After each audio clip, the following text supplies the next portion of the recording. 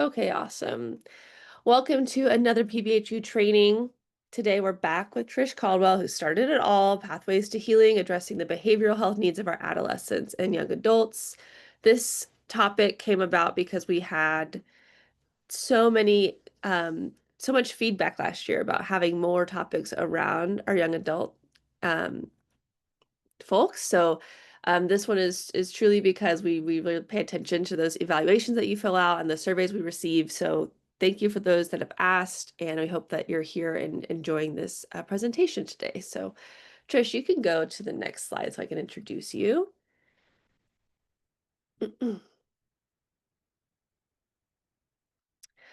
All right, you all know or should know by now Trish Caldwell. She's our Senior VP of Clinical Operations here at Promises, and she comes to us with over 27 years of experience in behavioral health. She's a licensed clinician and certified expert in co-occurring disorders and substance abuse. She is dedicated to delivering clinical and operational excellence through evidence-based and trauma-informed care. She has truly transformed the clinical care that we give here at Promises, and it's been, I've learned a lot from her, and her dedication to this practice is the first that I've seen of like this. And so she's truly wonderful, and she has been an adjunct professor for the last 16 years, currently teaching in Drexel University's Master in Family Therapy program. Trained in DBT, Trish specializes in multifamily groups for teens with ADHD, trauma, and substance use disorders. If you have not seen Trish speak to ADHD in young adults, she spoke on that a few months ago, and you can find it in our YouTube channel where the recording is there, and it's one of our most watched trainings. So that's a great one if you haven't seen it. She first developed the Young Offenders Treatment Program in Delaware County and is a sought-after speaker on adolescent behaviors, ADHD, trauma, and family systems. Trish also maintains a private practice focusing on adolescents and young adults. And Trish also loves it when we talk about all the wonderful things that she's done. So, Trish, you can go to the next slide, and I'm going to let you talk about Right. promises today. You got one more. Oh, I got a few more. Great. Okay, if you're here for the CEs, as most of you are already here, so you're already off to a great start. We just ask that you try not to miss more than 10 minutes of the training. So that ensures that you're here for the whole time, and so you can get that credit. Also, be sure that you're not sharing a device with someone else. No problem if you want to switch back and forth between your laptop to your phone. But if you and a friend or coworker are sharing a computer right now, whoever is logged in is the one that's going to receive credit. After the training, you'll go to your CE dashboard. It's in a link, the same email that you received the Zoom link for today. You can complete the evaluation there, and that will be ready for you within an hour of the session today. So, and try to complete that eval by next Friday, so it's fresh and top of mind. So, and then once you complete your survey, you receive the certification like pretty much immediately, right back in the same place. So in your dashboard, and then if you have an account with us, they're all going to be stored there for you within the same place. All of your past trainings and future trainings. You'll also find there, and I will say this many times, but the slides, resources, other materials, the recordings that we talk about today will also go into your attendee dashboard, but that will be uploaded later next week just because of my own timeline and things that need to happen before I can get those uploaded. So know that those will be in your dashboard next week, and the eval will come to you by the end of the day today. Okay. Okay, so during the webinar, the chat box, which you all have already been using, that's going to be questions or feedback for me about technology, the CEs, webinar functions. Again, Trish and I are the only ones that see that chat. So just use that for questions that you have for me. I'm happy to answer them as the training goes on. If you have questions specifically for Trish about the webinar content, things that you want her to answer, I like to keep those separate just so I don't have to sift through questions in the chat. So put those questions for Trish in the Q&A. That way we can get to those. Do we have a 5-minute break? And at the end, we'll come to those questions and we can keep that organized. That's it. All right. Thank you, Kelly. Perfect. All right. I will take it from here. So let me just start again with piggybacking on Callie, thank you for being here. Welcome to PBHU. I am excited to be able to talk to you today about adolescents and young adults, probably one of my favorite populations of all time. So I am excited about having some conversation about that. Before we get started, I want to just let you know who we are as an organization. So Promises, we service a full continuum of care. This is one of the things that we are most proud about. And in our locations, you will see that we have 4 sites in the state of Texas, 1 in the state of Florida, 1 in the state of Georgia, 1 in the state of Tennessee, 1 in the state of Pennsylvania, which is where I am coming from live, and 1 in the state of Massachusetts. Each of those has a continuum that they have built that services our curriculum, that services our patients that are navigating the recovery journey for both mental health and substance use. Next month, you're going to be in for a treat. So next month, we all know that ASAM has its newest edition. And so we have one of the women that I work closest with, Rhonda Stewart, who is going to be leading a conversation with Audrey, who works in our utilization review department, to talk about those ASAM updates. They will also talk about Locus and how you can utilize these 2 clinical assessments to drive the quality of the care that we are providing our patients. So that is definitely a do not miss, especially because we are all required to understand ASAM. Learning objectives. So if this is the first time that you are here with me, again, welcome. If this is not the first time, then you already know the objectives are everything that I cover while I am going through this. So I am not going to spend time on the objectives. We are going to cover them as I talk about it. So before we get started into kind of the meat of it, and again, you heard Callie, so just to make sure that you are all aware, so we will take a break. We'll do about a 5-minute break. So it's 10:10 right now. I'll probably keep it right at that 11 o'clock Eastern time. And so we will take the break there. That will allow for me to get into those questions, come back. I will answer those questions, and then we will wrap up a little bit before noon Eastern so that I can answer any additional questions. So just as a little bit of housekeeping in that moment. But before we start kind of going into where we are today for adolescents and young adults, it's important for us to just look at, so what's happening today? We all know it, right? We hear about it. We watch the news. We see where we're talking about an increase in kind of mental health acuity. Some will argue that it's a crisis that we're seeing with our youth. And so this is a really important time for us to talk about this. So whether you work with adults or children, right? Children and adolescents, what I want you to pay attention to is that while I talk about adolescents, and sometimes people don't pay as much of attention because they're like, I don't really work with adolescents. But here's the thing about humans. We grow up to be grown-ups. So if you work with adults, they were adolescents. So it's going to be incredibly important for us to pay attention to the trajectory of what it looks like from a standpoint from youth, because they're the ones that are going to be coming to us as adults. Additionally, what we know is that when we're treating adults, what we are finding is that these are their children as well.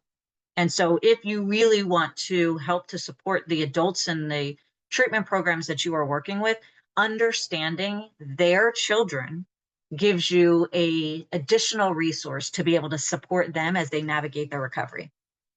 So the state of youth mental health, more than 1 out of 5 have a current diagnosed mental or behavioral health condition.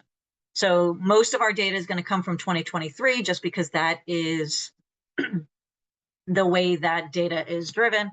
And so when we look at that, 1 out of 5 has a current diagnosis. The important piece to that is that if that's 1 out of 5 that has been diagnosed, there are how many that haven't, right? So when we talk about this, I think that those are some of the things that you need to just keep in the back of your mind. Just because that's 1 out of 5, which is very high, doesn't mean that that's all we have, right? So the prevalence over 20% of adolescents diagnosed with mental health or behavioral health conditions. Anxiety we're seeing is increasing. Depression is increasing. And then we're seeing ADHD. While it's not necessarily increasing, I think we're doing a better job of diagnosing it and identifying it, but anxiety and depression have been steadily increasing. And we'll talk a little bit about that, just a little bit, in response to the pandemic and how we're seeing that.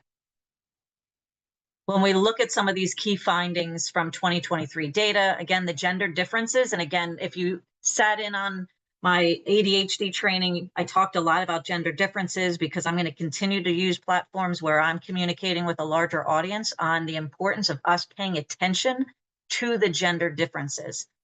Because what we're historically seeing is that more females are being diagnosed with anxiety or depression, and more males are being diagnosed with ADHD. So that is not to say that that can't statistically be accurate, but it also is that if we're a bunch of professionals on this call, it's an opportunity for us to make sure that we are paying closer attention to females that could potentially have ADHD, and we are paying attention to males who could potentially have anxiety and depression. And so our own biases might be coming into play where we're looking for what we want to see, and that's how we're diagnosing. Conduct disorders are nearly twice as likely to occur among adolescent males than females. And so we see that. So again, I'm not going to get on that soapbox. That's for another day, another time, where I talk about the intentionality behind diagnosing somebody with a conduct disorder, because it's really a precursor to long-term personality diagnoses that can impact the trajectory of somebody's life. So there, I'm off my soapbox. Overall increase, we're seeing a 35% increase in diagnosed mental health or behavioral health conditions from 2016 to 2023. So post-pandemic, we're seeing that pretty steady increase in diagnoses. And then the other piece that we are needing to pay more and more attention to, and so this is so current right now that even when I'm going to conferences, most of the conferences that I'm attending are asking me to speak on suicidality, right? So for the first time, we are really seeing significant increases in suicidality that we need to make sure that we are better prepared in how to do assessments, how to triage, and how to engage and treat individuals who are having suicidal thoughts. So the CDC is showing that 2 in 10 high school students, 2 in 10, have seriously considered attempting suicide, and 1 out of 10 attempted. So that's staggering, right? And then our treatment. So when we are starting to talk about what does this look like with treatment needs, right? That what we're seeing is most adolescents, their needs are not being met, right? And so we have fewer services for adolescents. And again, those adolescents grow up to be adults. So just keep that in mind. If you're like, I don't work with adolescents. If you work with a 22-year-old, you are working with an adolescent, right? And so just paying attention to the access that they're getting care. When we look at some of those trends, again, just to highlight, I'm not going to go over this slide in particular, but I want to make sure that I'm just highlighting, you're seeing the trends increases. So from 2016 to 2023, you're seeing a pretty significant increase with diagnoses, anxiety, depression. And then we saw a little bit of a decrease in the behavioral and conduct problems. And so hopefully that's just because people are better accustomed to treating it and maybe looking at trauma-informed care as opposed to diagnosing and labeling. When we look at the prevalence of school and social indicators, I'm going to briefly talk about this as we go through this as well, is like, so what else is going on with our kids, right? So is this just the pandemic? Are there other things that are impacting the mental health status of our youth? And so you're seeing some of our kids not going to school, right? Not engaged. So when we look at this, right, if you have somebody that is diagnosed with a mental health condition, 43, almost 44% of them not going to school. 33% of them are having issues at school.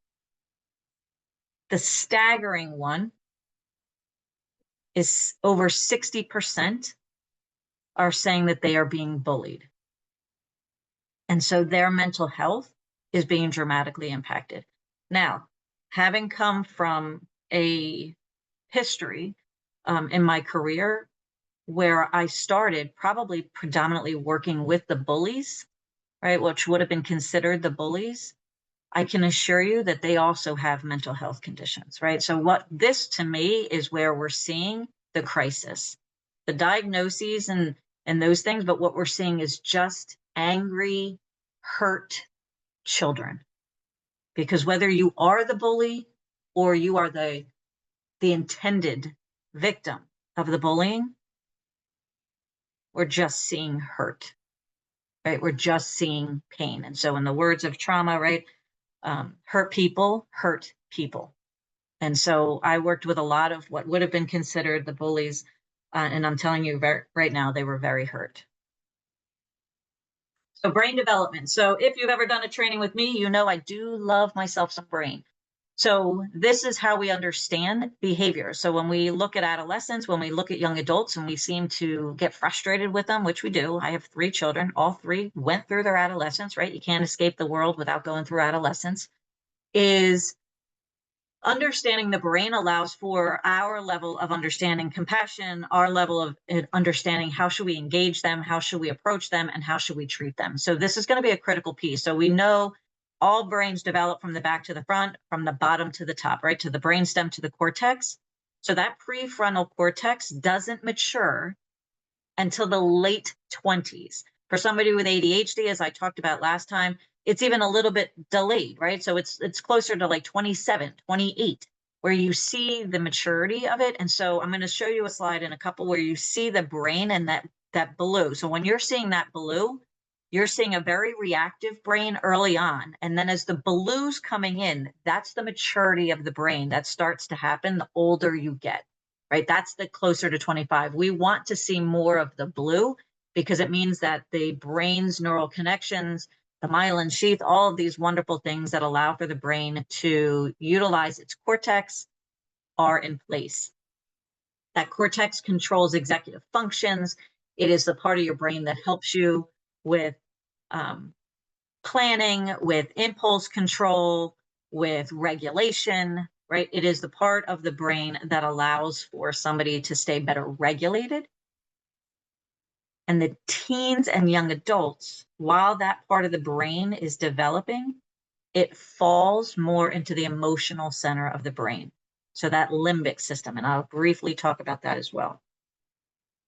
Here's where it becomes really important. So when I get to the treatment part in that second half of our training today, I am going to talk a little bit about why some of the treatment approaches are better served for some versus others. But when you look at this slide, the brain's ability to change in responses to its experiences. So when you're looking at that brain, when you're looking at the slide, you can see that earlier and the younger you are, the external environment and your experiences dramatically change the brain, right? So you start to see that curve going down as it gets closer to 30, and that intersection where when it crosses over, because the beauty is that the younger you are, while your brain is incredibly plastic and it's changing all the time, right? And very reactive to the environment. So this is where when we talk about trauma, how that's going to significantly impact it. I'm going to talk about how skill development for somebody that has mental health or uses substance and how that can override parts of the brain that are supposed to change in developing coping skills and regulation skills. But that intersection is when all of a sudden, as you get older, while your brain's changing less, this is also another soapbox moment, why the difference between an adolescent smoking marijuana, right? So today that's so popular because of legalization and certainly the decriminalization, 2 different things. But a young person's brain is much more responsive to anything that's in its environment that changes it. As you get older, you start seeing that amount of effort that is required to change a brain. So if you're working with adults and you see like a 50-year-old, so you look at me, it's going to take a lot more work for me to change my brain than it would be if I was 15. So there's beauty and beast on both sides, but this is an incredibly important part. So if you're working with young adults and adolescents, here's the reality. Their environment dramatically impacts the development of their brain. here's the beauty, that if they're engaged in treatment, their brain is so plastic, they have the ability to learn and change things more readily than as they get older. This is why early intervention is super important. This is also why, if you're saying right now, I don't work with teenagers, you do. They just were once upon a time a teenager.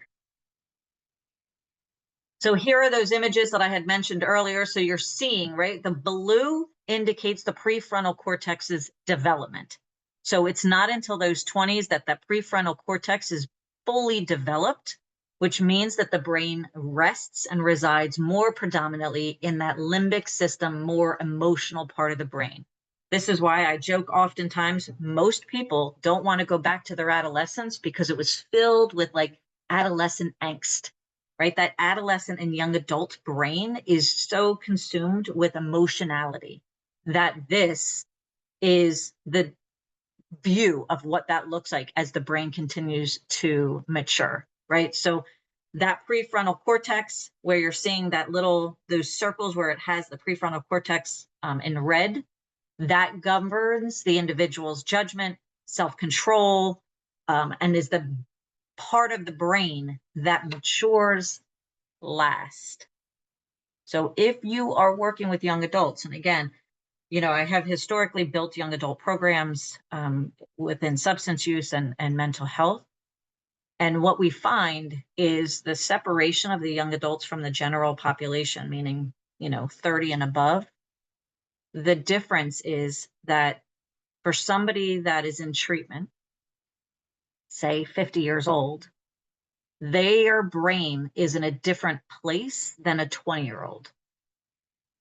But their behaviors, the 20-year-old's behaviors, are so frustrating to a 50-year-old that it causes conflict, right? And so sometimes sites will say, like, we separate them because there's conflict, which you should.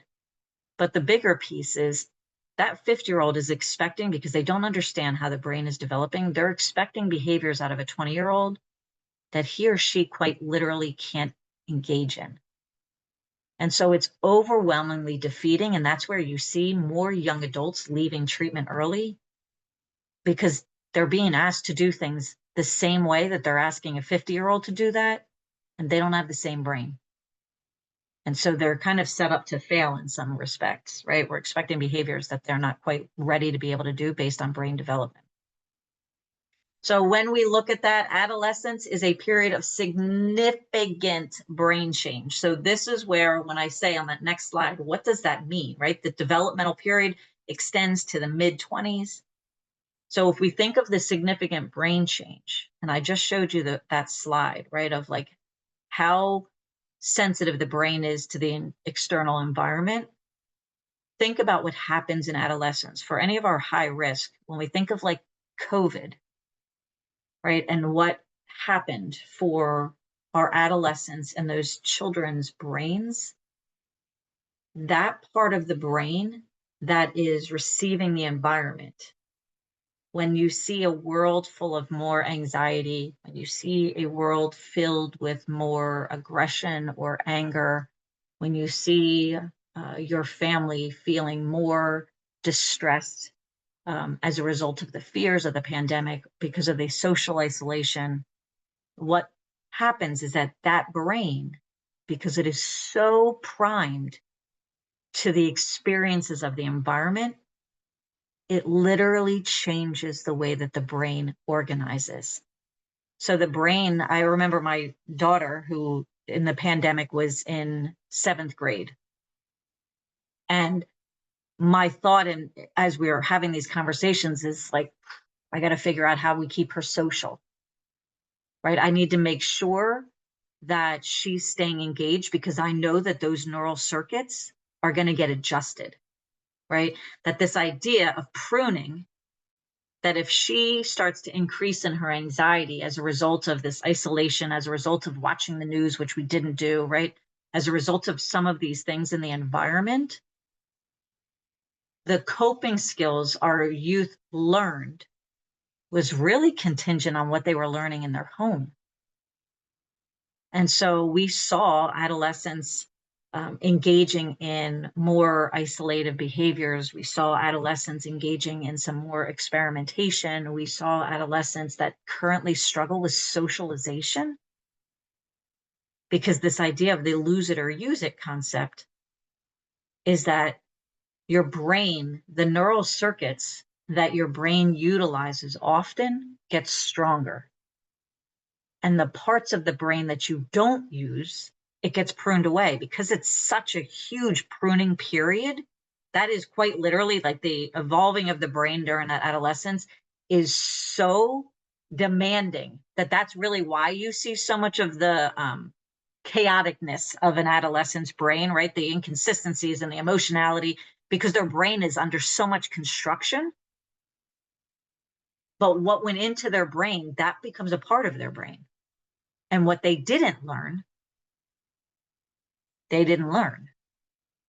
And so that relates to skills and behavior. So when we think of like adolescents that start to experiment with substance use, that adolescents that start with the legalization of marijuana, and again, I'm not going to get on that soapbox, but when young adolescents start to utilize marijuana at rates that they are doing every day because it's been more socially accepted, that has changed their brain, because their brain is so plastic in that time, right? And so that is where those brains are so dramatically impacted by the decisions that are made during adolescence.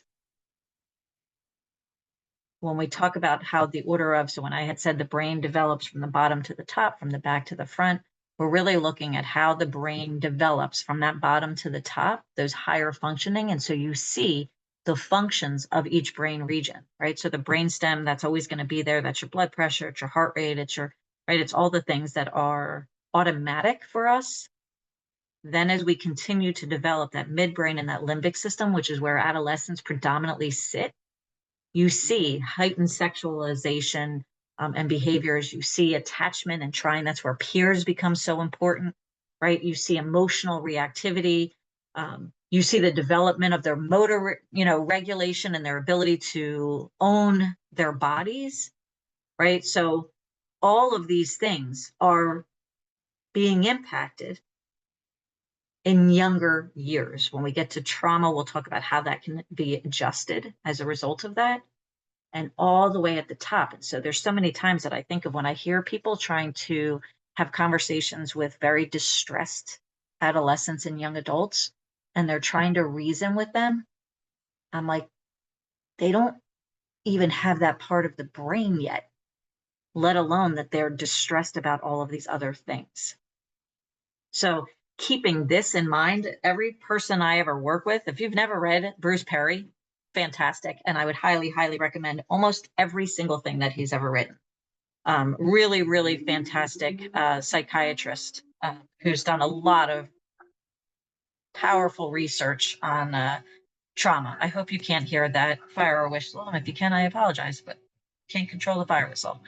So I would highly encourage that. But this, I make every single person that I ever work with understand their brain and their brain regions. So when people are like, teenagers aren't going to want to learn that, I'm like, I actually haven't met a single person that didn't want to learn about their brain.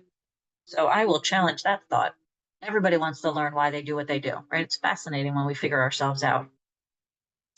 So brain development, again, that brain plasticity is a critical period for learning emotional regulation. So again, when you think of, and this is why if you are working with adults, this is why it's really important to get collateral information. So if you've ever worked with me, then you know how much I am emphasizing the importance of family and collateral. Because if you just treat the person that's sitting right in front of you, you are missing the entire picture of the person that became the person that's sitting right in front of you. And so brain plasticity and understanding what adolescents look like for them is going to be incredibly important, because as I said, those adolescent years, their brain is rewiring as a result of their experiences. So now let's think about that bullying. I can't tell you how many adults I have worked with in the substance use field who minimize that they were bullied their entire adolescence and childhood.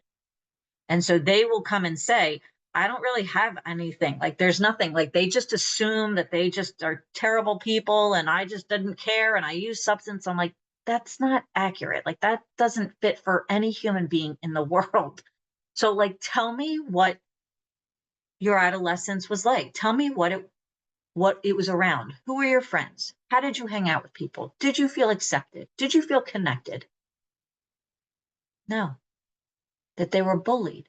And so now when they're struggling with relationship issues, I'm like, uh-oh, that's the tie-in, right? So again, whether you're fixing it, right, whether you're attempting to treat it, sometimes just the realization of it is enough for them to work towards regulation, right? Again, you're going to hear me say that 1,000 more times because that is why I'm so focused in on people being able to recognize what's going on for them and regulate themselves, because that's where we get stuck. People engage in adolescence, and we're going to talk about the impulsivity and the risk taking. If I feel depressed, if I feel anxious, if I feel overwhelmed, if I feel alone, if I feel isolated, then those adolescents engage in a solution to feel better. So they can get into fistfights, they can get into bullying other people because they think that that's going to make them feel better.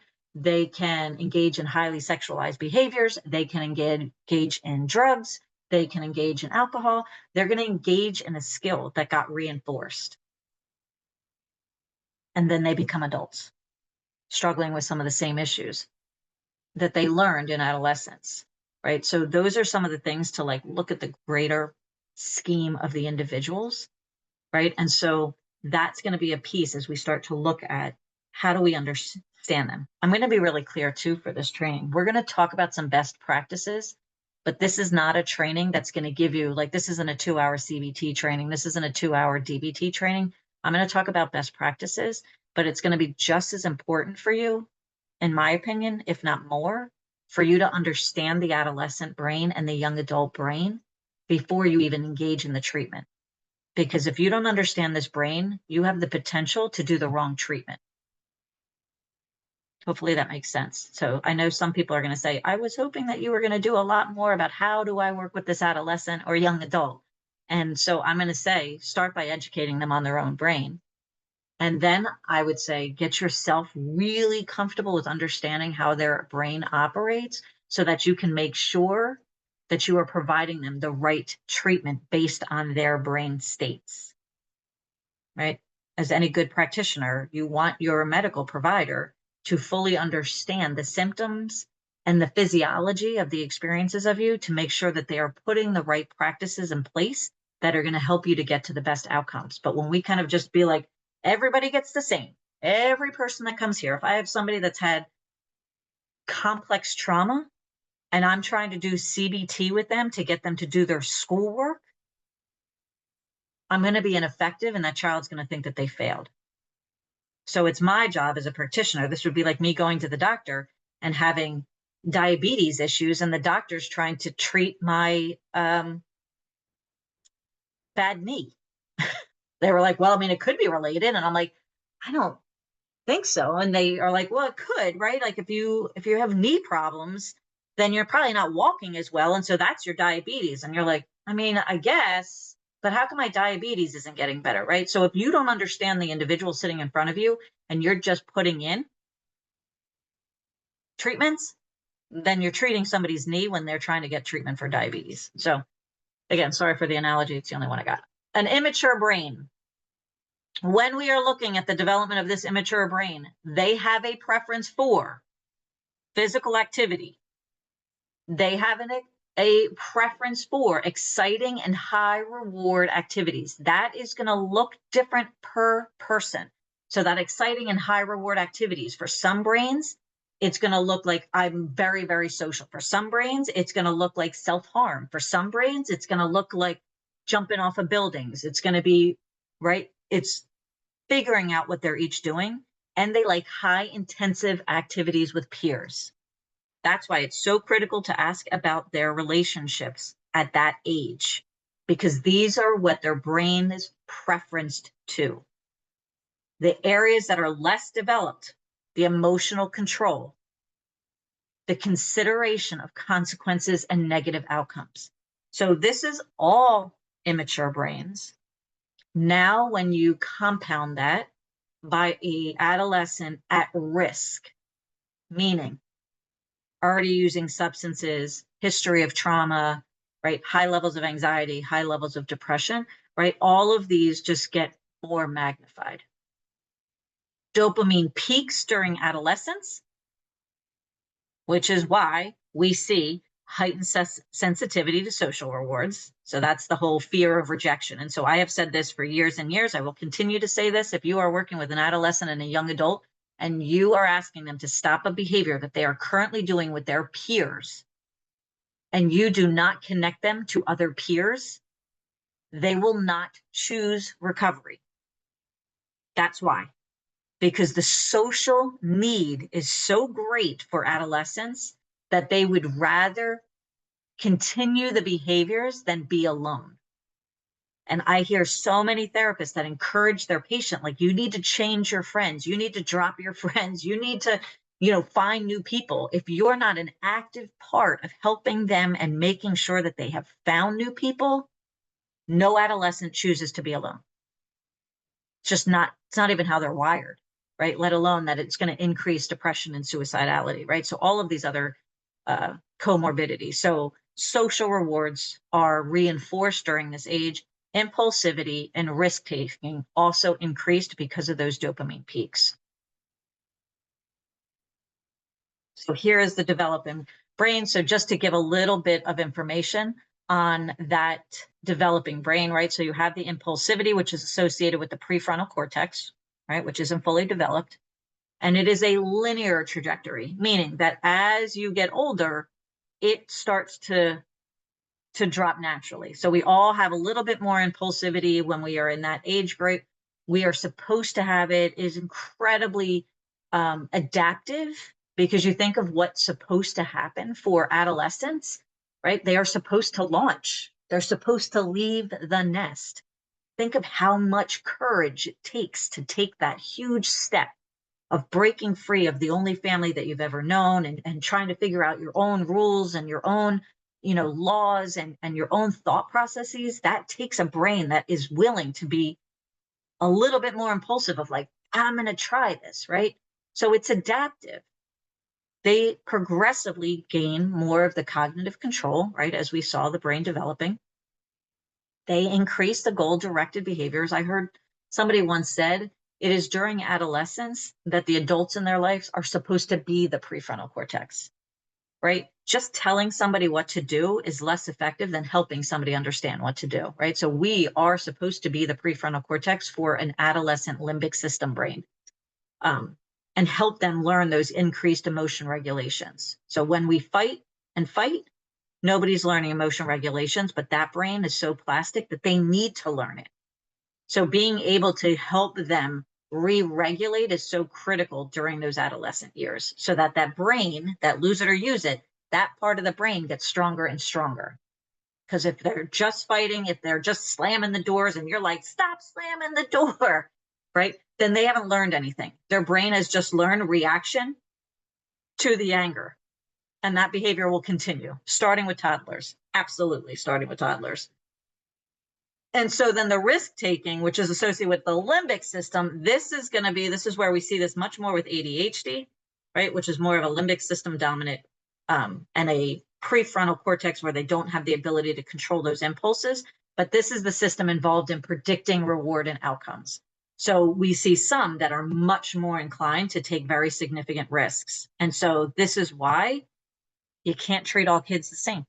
You can't treat all adults the same either. But when you've got a younger brain, I am going to say this is why most people don't like working with adolescents, because they want them to behave the way that they want them to behave. And they don't have the capability of doing it. So unless you find them incredibly endearing and funny, then you don't necessarily like working with them. And if you don't like working with them, that's okay. Don't, because they'll feel it.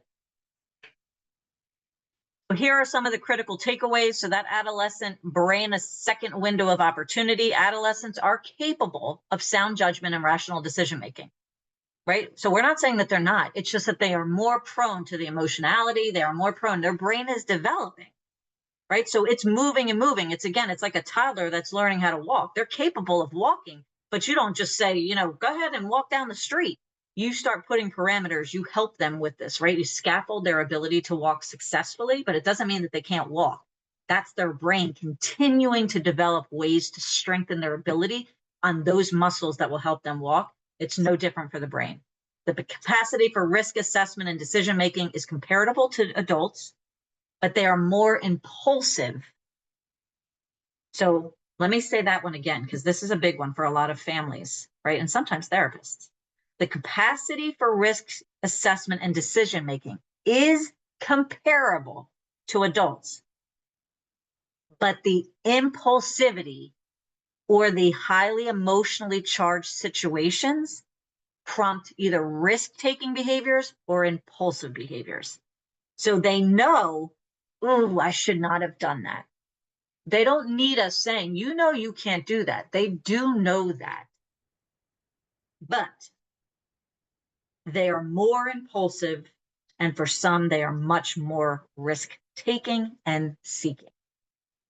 Right. So that evolutionary benefit and necessity of risk taking, this is what I was just saying. But that's a huge part. So the more emotionally charged they are, that's where we see a lot of times kids, when you see them getting into the most troubles, when they're with a bunch of other kids, also emotionally charged. And that emotional charge could be excitement. And then they engage in behaviors like graffiti or getting into fights, right? These larger fights, because the emotionally charged time, it drops their ability to be more thoughtful in their decision making and the consequences. And they become much more limbic system, impulsive, reactive, and engage in behaviors that they then know that they shouldn't have done. So here we will talk a little bit about some of those biopsychosocial influences. So when I was saying your brain is going to be impacted, right? The younger you are, the more your brain is impacted. The good news, though, is that the younger you are, the more your brain is impacted. So it has more of an ability to adapt to the things that it's learning, right? So that's the good news. So when we look at some of these other things, we have social media, we have the development of the brain, we have just temperament. People are born who they are, right? That is true. People are born into this world with a nervous system that either makes them a little bit more responsive to the environment or a little less responsive to the environment, right? You have genes, you have your own mental health or that of your families, which is also going to impact you, right? Environmental cues. And then you have your social influences and your peers. All of those impact your brain. So when we think of trauma, right? So this is a very common highlight. So that iceberg that we talk about, the trauma iceberg, but when we look at it from the adolescence and when we talk about it through a trauma informed lens, you see at the very bottom is those needs and those fears. And so when I was saying, I've worked with a lot of what people would call the bullies. That is where I spent a very large part of my career. And I'm telling you, at the very bottom was some very hurt young men who had a history of generational violence, who had a history of um, family conflicts, who all of these things that are all still well below anybody's being able to see it, right? Their values, their beliefs, their priorities, right? Their feelings and their thoughts. And what we see is just the behavior. And so that's what I was saying is that if we don't really understand the brain and we don't really understand the behavior, it's going to be really difficult for us to make an impact on helping somebody understand it themselves. So when we talk about trauma, below the surface, the behaviors are just what you see, right? And so that can vary. That can vary based on their temperament, that can vary based on their history, that can vary based on what they've learned from their families that they see and perceive as worked. So those behaviors, you can see hypervigilance, you can see anger, you can see somebody throwing things and lashing out, you can see a reenactment from family history and the way that they engage in other relationships. The emotional health is where we're going to see their self-esteem, their moral character, their self-image, right? So that's the part that as we grow older, we learn about ourselves through the eyes of the people that are supposed to love us.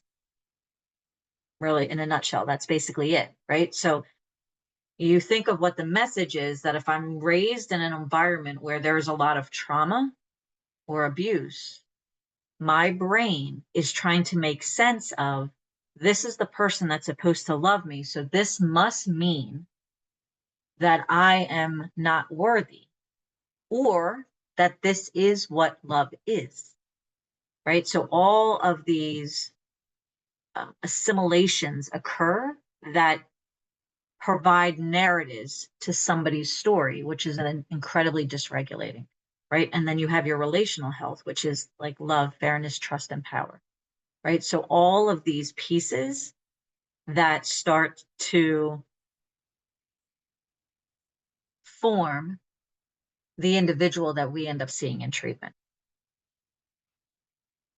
When we talk about developmental trauma, and I'm going to just do a very brief one, right? So the adverse childhood experiences, if you have not ever seen that, I would highly recommend that you spend the next 15 minutes, read Dr. Nadine Burke-Harris, or not read it, but watch the YouTube video from Dr. Nadine Burke-Harris, who she talks about the childhood adverse childhood experiences study from the CDC, and Vince Fellini from Kaiser Permanente, that they did a study in the 90s really talking about physical health.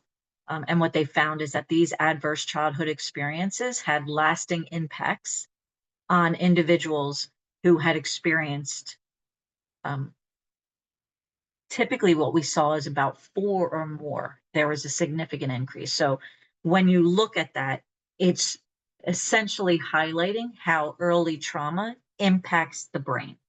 And so I've done a lot of trainings on trauma. I'm not going to necessarily go into it on this particular one because this isn't a training on trauma, but certainly I think Callie has identified, like, you can pop into some of the YouTube videos that Promises has posted, and you'll see some of the trauma ones where we go into a lot more depth about the brain and how it's impacted.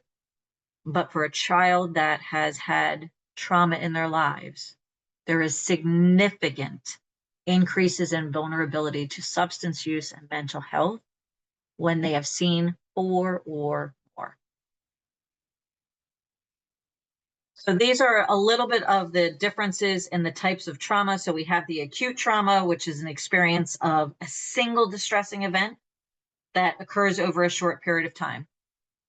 Tremendous resiliency can come out of that. And so for a lot of children, that's where they find and they're able to excel if they are surrounded in an environment that allows them to support. So when do we see those kind of things? We see it with natural disasters. We see it with a serious, like, car accident, with the loss of somebody that they love. We can see that with a medical emergency, a dog bite, right? So any like single event that can be incredibly traumatic to an experience, but has, as the brain is developing, that if they are surrounded by an environment that is supportive, we see a lot of resiliency in somebody coming out of that acute stress and that acute trauma. Chronic trauma is the experience of repeated or ongoing exposure. So this is where we see bullying, right? For somebody, I worked with a young adolescent, he might have been a young adult, who could recall being bullied from the time he was like in first grade, right? Ostracized by other kids. He was bullied about his weight. He had not really established friendships. It was, right? So, but he did not see that this was like, he was like, that's just kids. And I'm like, so I hear you trying to create and make sense of it. And I appreciate that. So I'm not here to tell you it's something other than what you're saying it is, but I am here to say your body responds differently than maybe what your head is saying. So your head is saying, I understand, like you're trying to depersonalize this. And I appreciate that because it was never about you, but your body experiences it even when you don't want it to experience it, right? So chronic trauma, I also am working with first responders. These were the conversations I had with them as well, because first responders were also saying, I don't have trauma. Like, of course I see gunshots. Of course I see violence. Of course I see all these things, but that's my job. And I'm like, I hear you saying, but this is what it does to your body. And so if you're working with individuals that are in a community surrounded by violence, when you have individuals that have experienced ongoing racism or discrimination, that's chronic. It's in their body. And so whether we can justify it or not, or whether we label it as trauma, that's okay. But your body experiences those things differently, because every time a trauma happens to our body, it makes an imprint on our brain, right? So that's an important piece for us to keep in mind, that if they don't see it as trauma, I'm not telling a young man. I mean, I had a young man that literally was shot on his way to see me for therapy, who said he did not feel like this was traumatic because people get shot in my neighborhood. And I'm like, I hear you, but your body doesn't say it the same, right? So we want to just make sure that we're talking about those things. Somebody that's experiencing housing insecurity, chronic. Their body's nervous system has changed. And so again, the earlier they were. So when you have adolescents that have experienced this, when you have had adolescents and children experiencing and enduring community violence, repeated exposure to racism, their brains were changed, because the earlier this happens, the more their brain is primed to the changes, the more plastic their brain is. And so their brain did rewire. So we need to be aware of that, that those things did happen to them, that these things did change their body, and they get to label it the way that they want. But we as practitioners need to make sure that we're aware of it, because it's going to impact the way that we treat them. And then complex trauma, experiences of repeated or multiple distressing events. So this is child neglect, this is child abuse. And while this isn't a DSM criteria, the Institute for Trauma, or the International Institute for Trauma, recognizes complex trauma. So when we talk about early childhood traumas, abuse, neglect, sexual assault, physical assault by your caregivers, right? The interpersonal violence against them through somebody that they've loved, trafficking, that's complex trauma. And so we are talking about a very different level of the brain. So when we do this, and again, all of this is going to be really important to keep in mind, because when we're talking about, sometimes we bucket trauma as the same. But my interventions might look a little different for somebody that might have experienced something very traumatic, like a natural disaster, somebody that lost their home, right, was in a serious car accident, has symptoms of like what looks like PTSD, but it was an acute event. So I know that it's not necessarily chronic in the way that their brain reestablished itself. And so my interventions might look different than somebody who is complex, who is fear ridden, who is angry, who might be aggressive, who might be isolative, because their brains developed differently. And the environmental situations also might be different. So when an acute stress happens, what were the responses? Oftentimes for an acute stress, the responses of the people that love them was to re-engage them. But who's doing that for somebody with complex trauma, when at the hands of an adult that's supposed to love them, that's where the abuse came. So they don't have the same engagement in that nervous system to help them feel better. Hopefully that's making sense as I do that. So again, the trauma's impact on the developing brain, right? It reduces their volume. So this is where we hear a lot of individuals talking about they don't remember things, right? So that reduced hippocampal volume. We see the amygdala hyperactivity. So that fear response system is much more sensitized. So that's a child that is much more reactive, much more impulsive, right? That they hear all the things around them. They notice the tone of your voice change. They notice the changes in their environment. I talk a lot about this in the treatment spaces when I go into our treatment sites, right? And that prefrontal cortex hyperactivity, the impulse control. So they are more likely to engage in impulsive behaviors, because that part of the cortex, that's where calmness, peace, problem solving, that is not activated, because the brain is more heightened to survival. So if you have experienced complex trauma, your brain has now been wired for survival, not just to live. Different. The complex and developmental trauma, those are the ongoing interpersonal traumas. Those are individuals that are struggling with interpersonal relationships. They are struggling with trust. They are struggling to be able to connect. They don't know how to identify themselves. They don't know how to trust themselves. And so they engage in a lot of behaviors that ultimately can get them into trouble and shamed. But those with complex and developmental trauma are just trying to resolve the experiences that they're feeling in their body that actually make sense for them. You're living in a state of survival because that's what you were doing. And your brain rewired so that it could focus in on the things that are important. So when I'm working with a child that was just shot and the school's telling me that he's not paying attention in English class, what? So my job for him is to educate that school and stay connected to that school to say, you hear how silly that is, right? This young man just survived community violence and you want him to pay attention in English. So we need to figure out something better, because what I don't want is you reprimanding him, disciplining him, and then telling him he's not paying attention and doesn't care, because that is not his story. So that's an incredibly important part for all of us. And that's the importance of like that case management. That's the importance of making sure you're involving people, because the schools are doing what they're supposed to do, which is like, I'm teaching them. But these are individuals that brains were changed as a result of their community violence, the institutionalized racism that they've experienced on a day-to-day basis, the violence that they've had happen to them. Math doesn't matter. That's brain development. Your brain doesn't care about math when you're trying to survive. So that's the education out, right? So I'm not angry at the teacher, but I need to educate that teacher and the school. Stop telling him that he doesn't care, right? Because you're trying to create a narrative for him that's not accurate. And I don't want that to be a part of his story, right? And most of these young kids do not meet the criteria for PTSD because it was created for adults. That's why the International Trauma Institute created complex and developmental trauma, because they don't meet the needs. They don't meet the criteria for PTSD. So I used to always say to people, I actually don't care if they have PTSD. I'm following their behaviors. So I'm going to do one more slide and then we're going to go into the tail end of the training. So I'll cover this one.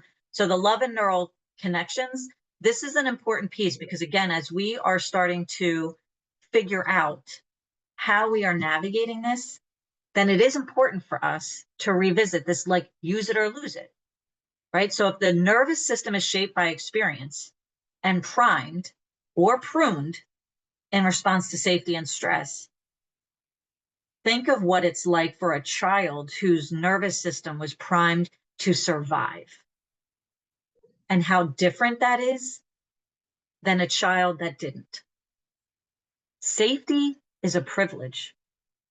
Like, I don't know how to say that any other way. So when people are like, well, how come he's in a safe environment, he's sitting inside of a classroom, I'm like, so the experience of safety is a privilege. That's not a right that we all have.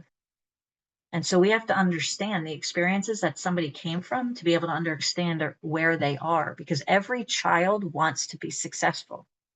Every child wants to be loved. Some are just afraid of it because love has been dangerous. Love has been inconsistent and love has been painful, right? So if you feel loved and safe, your brain becomes specialized in exploration and play. If you have been raised in an environment where love is a part of your life and you have felt safety, then you are more curious about the world. You are more kind outside of the world. But when you haven't, a classroom alone can feel very stressful because you don't know how to find safety in your body, because that's not what your brain has learned. If you feel frightened and unwanted, then your brain specializes in the fear and the fear of abandonment. So we all hear these words when we see, and we hear somebody saying like, they push you away before you can push them away, right? And we say that to individuals, right? I've heard somebody say like his baseline is like, what's the one? He's going to, the phrase like what people will say, like he's going to compromise himself, right? Like you get to the end of your treatment stay and they self-sabotage. That's the word. Again, here's the soapbox moment. That's the most offensive thing to say to somebody if you're not actually trying to address it. So telling somebody, you always self-sabotage, like, what am I supposed to do with that? What that means is that this individual, every time, because of the way that their brain was operated, every time safety's about to leave them, they get distressed. That actually makes sense, right? But when you tell somebody, you sabotage. Every time you do well, you self-sabotage yourself. What's the message? How am I supposed to help that? So we have to pay attention to the words that we use when we're talking to individuals and understand why are those behaviors there. And so a very easy way of reframing that is that when you feel safe, when you're in treatment, it makes sense that when you are approaching a discharge, that your brain is getting scared. That makes perfect sense to us. That's not you self-sabotaging. That's your brain being like, dude, this has been fine for you. You have been safe. Nobody has hurt you. You have had 3 meals and you're afraid. So if you use self-sabotage, stop it and don't use that anymore, because that's just another layer of something that somebody doesn't know how to change. And so again, when we look at that neural landscape, becomes vulnerable to emotional and social dysregulation. So that's where you hear me talk a lot about regulation, particularly for those that are incredibly distressed by trauma. So when I'm working with somebody that had his whole life, he was abandoned at 3, endured years of abuse at the hands of multiple foster care parents, you know what I didn't do with him? CBT, because it wouldn't be appropriate. But if my daughter has anxiety, you know what I'm going to have her do? CBT, because they're 2 different brains.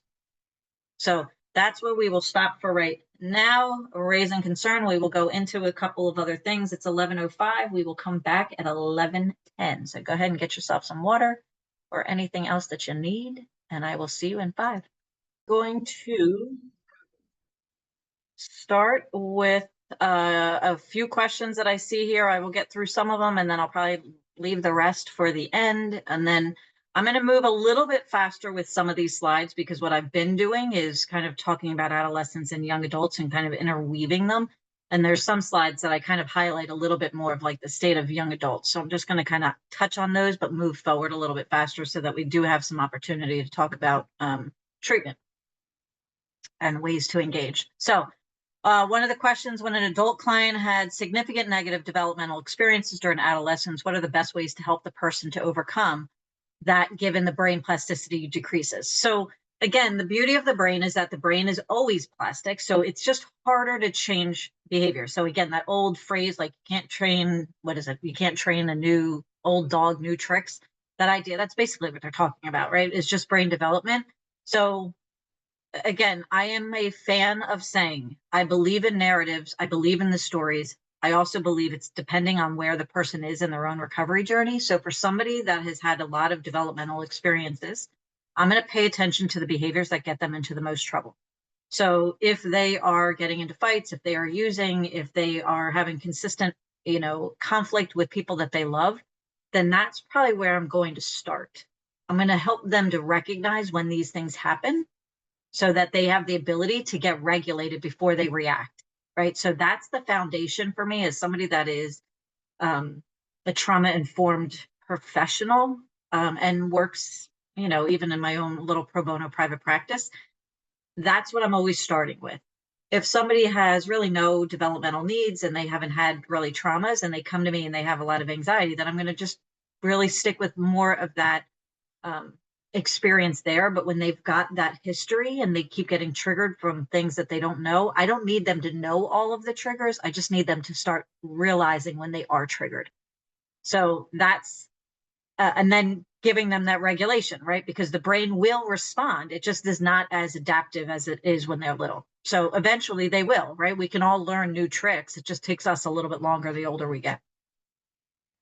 How would you differentiate between normative dopamine and risk-seeking impulsivity and high emotionality versus those symptoms with regards to ADHD, which presents similar in adolescents? So again, ADHD, if that's like one of my favorite topics. So I know that we have a video on that one that I've spoken pretty at length about the ADHD and that seeking of the dopamine rush. And so I feel very confident in saying when somebody has ADHD, you see it. There's I don't know if I've ever stumbled into somebody that I was like, huh, I wonder if they have ADHD.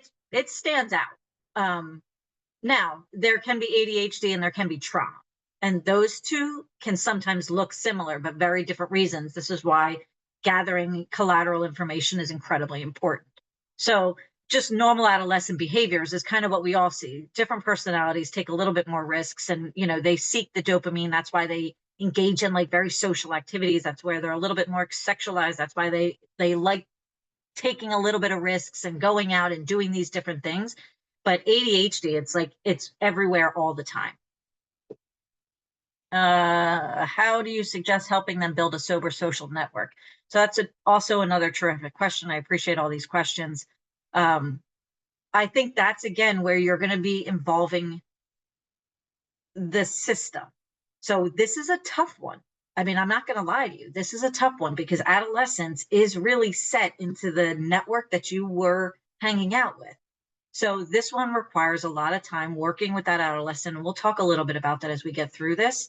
But it is somebody had put in their extracurricular activities. It's asking them to get involved in things. I mean, I had somebody that had been actively using and I found out that he had ADHD, right? So we had those conversations and I'm like, have you ever done like rock climbing?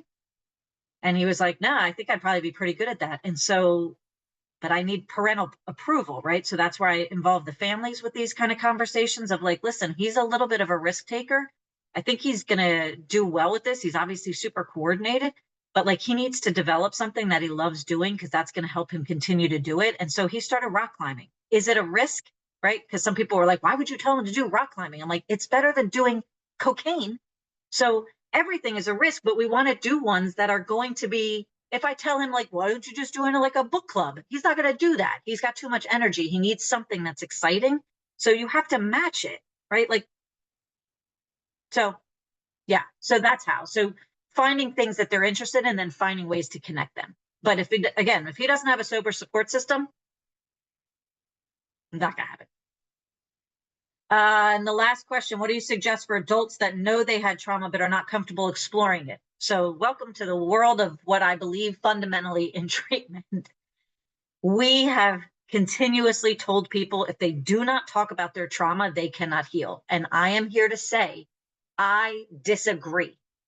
You can recover and not talk about the narrative. But what you have to start doing is recognizing these pieces when you start to get actively triggered. Whatever's getting in your way. I don't like that I get angry so much. I don't like that I fight with my spouse. I don't like that I get aggressive. I don't like that I engage in self-harm. Whatever the behavior is, I can help somebody recognize when they're getting triggered and then provide them opportunities to get better regulated. If and when somebody wants to do the trauma narrative, they can, but they don't have to. So again, my work in adolescents and young adults moved over to first responders very seamlessly and really proved this theory that I continue to say. You don't need the narrative because teenagers don't want to talk about their trauma. It's too dysregulating for them and their brain is already dysregulated. So we didn't, not in the beginning. We focused a lot on like, let's just not make things worse for you. Let's talk about like, how do you recognize so that this doesn't happen? And so that's what I'm going to encourage you. If somebody's not comfortable in those moments talking about it, see if they even are able to get distressed because what they might be telling you is that it's too much for me. And then I talk about it with you, but then I go home and the only thing I want to do is use. So they might be trying to trust their body, telling them it's too much. I can't do this right now. So I am a huge fan of like not pushing that narrative until people feel like they're ready. And again, if you have a working relationship with them, you know when you can start moving them better and a little further if they want it. But can you recover without doing the narrative? Yes. All right. So back to our training. So a rising concern. So when we start to look at this, so the other concern that we are seeing is the increase in suicidality, which I had mentioned to you, right? So The CDC, the risk surveys are seeing highlighting concerns about trending suicide risk. So from 2013 to 2023, we are seeing an increase, right? So CDC in 2023, 4 in 10 students had persistent feelings of sadness or hopelessness, which is that precursor. And 2 out of 10, as I had mentioned before, seriously considered suicide. This continues to present as individuals get older, right? So we are seeing that as well with the adult population. We saw some of the highest suicide and death by suicide in the last 2 years than record, right? So again, when I had said earlier, conferences, the thing that they're asking me to speak about the most is suicide risk and assessment. So this we need to pay attention to. This is here, and we have to become better at being able to assess it, tolerate it, and treat it. So when we look at it, 1 out of 5 high school students seriously considered attempting suicide. Growing rates of youth suicide in the United States is one of the leading causes of death. It is the second leading cause of death among the ages of 10 to 24. Staggering. And again, where this becomes a risk with those younger ones is, keep in mind, the impulsivity and the risk taking, right? Sometimes the impulsivity will be the thing that delays somebody actually attempting. So access and means is incredibly important, and making sure that they're surrounded by a support system that understands this and doesn't judge it. The trend is even more alarming regarding Black children and teens. So when we're looking at that, the suicide rate among Black youth ages 10 to 17 increased by 144% between 2007 and 2020. It is the fastest growing rate among racial groups. That's a crisis, right? So we need to look at what is happening in our society that is increasing risks for that population at that rate. So when we talk about what is happening in our society, these are some of those moments that we need to start taking some pauses. And when you are working with individuals, this is every parent's worst nightmare. So pay attention. The CDC identified several factors that have contributed to worsening mental health for teens over the past decade, right? Those include violence, safety, persistent sadness and hopelessness, suicidal thoughts and behaviors, female and the LGBTQ students, most disproportionately affected. So all of these things that we need to make sure that we are having conversations with, that we are creating a safe space to have these conversations, and that we are informing ourselves about how to treat them. Self-harm is also increasing. Again, non-suicidal self-injurious behaviors like cutting and burning with no suicidal attempts. So that does not mean that they are attempting to die by suicide. So please make sure your language is following suit. There's nothing worse than somebody engaging in a behavior and then being accused of trying to die by suicide. In the same way, we wouldn't tell somebody that was using a substance that they were trying to die by suicide. And oftentimes what we hear is, were you trying to kill yourself? Right? So nope, I wasn't, but now I don't trust that you know how to treat me. So making sure that we're using the right languaging. And so again, we can have an honest conversation. I have plenty of people that I've worked with that had non-suicidal self-injurious behaviors, but we did talk about, listen, it runs risks, right? So we want to make sure that physical risks are eliminated, because sometimes it can be accidental, right? But also that sometimes those thoughts, if this is a solution, we just want to make sure that we're staying ahead of it, that this doesn't become a thought that maybe this would be the way that I would take my life, right? So transparent, honest, but not accusatory. And then we have substance use. So I'm going to talk a little bit about substance use. This one is where I'm going to say, I'm going to lean this into a little bit more with the adolescents and the young adults, because there's some slides that I separated those young adults, and I'm going to just move away from that so we can get to the treatment. So when we're looking at, again, according to 2023 data, right? So over 16 and a half Americans over the age of 12 battled a substance use disorder. A little over 10% had an alcohol use disorder in the past year. Almost 10% reported battling a drug use disorder in the past year, right? So, and then we are looking at those that are battling both. and those that are struggling with mental health and substance use. So we are seeing a continued impact. I will say on the good news is that we are seeing some decreases in adolescent use. So that's good, right? So it's not gotten worse. So we saw it increase after the pandemic, and now we're seeing it come back to maybe pre-pandemic levels. So that's good news, right? And it might be, again, we're having conversations. It could be that these kids are better connected. So there might be, but again, it's so soon that there's just not quite enough research for me to have any level of confidence in being able to help understand that fully. So again, those are some of your positive trends that we're seeing. And so again, still needing to pay attention to increased danger associated with fentanyl, counterfeit. So again, what I have seen is that I've had adolescents that were using cocaine or smoking weed and testing positive for fentanyl, right? So making sure that if you are working with an adolescent population, that you're having an honest conversation, right? Not a preaching conversation, but a very honest conversation about some of the risks. Marijuana use was the most commonly used. It is superseding alcohol today because we've done so much education on alcohol, and a lot of kids don't necessarily like the way that they feel afterwards. So now they're using marijuana. So are we educating our kids on marijuana? Because the difference is that with alcohol, the kids were really only using it when they were binging on the weekends. And when they moved over to marijuana, all of a sudden they were like, I could do this every day. Right. So their usage increased, which then increases their risk for substance use. Right. So we oftentimes talk about like recreational use, right? Recreational use, meaning like when I'm hanging out with my friends, I would drink and I would go out and I would party. But all of a sudden, kids started moving towards marijuana use chronically. They were using it to go to sleep at night. They were using it because they came home from school and they had a stressful day. They were using it when they got into a fight with their parents.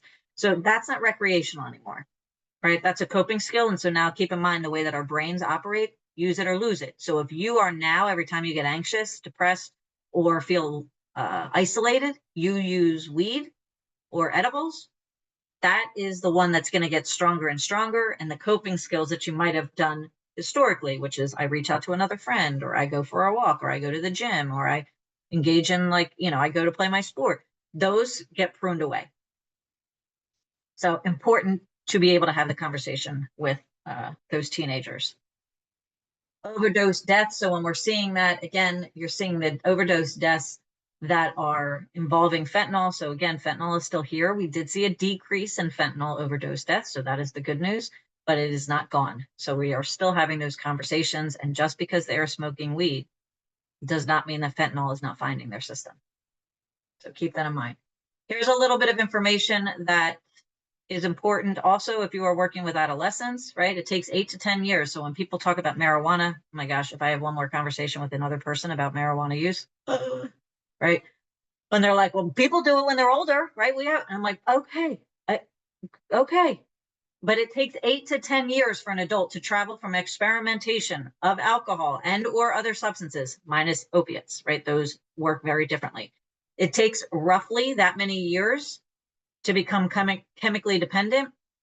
It takes a teenager anywhere between 3 to 15 months.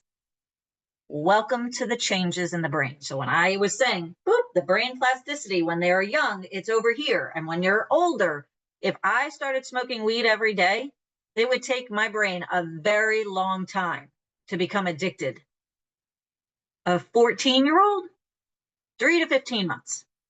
So those are important pieces of information to make sure you're sharing. And so again, if you are working with adolescents and the parents are saying, I used to do it, everything is fine.